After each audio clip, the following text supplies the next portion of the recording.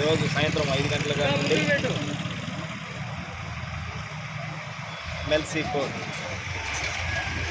Elections సందర్భంగా కదనంటిపాడు బాపట్ల సరిహద్దుల్లో కదనంటిపాడు house check post ఏర్పాటు చేయడం జరిగింది. ఈ రోజు నుండి ఎలక్షన్ కోడ్ కంప్లీట్ అయ్యే వరకు కూడా ఈ చెక్ పోస్ట్లో అన్ని వాహనాలు తనిఖీ చేయడం జరుగుతూ ఉంది. 24 గంటలు డే అండ్ నైట్ కూడా ఇక్కడ తనిఖీలు కొనసాగిస్తాం. ఎవరైనా కానీ ఈ ఎలక్షన్ సందర్భంగా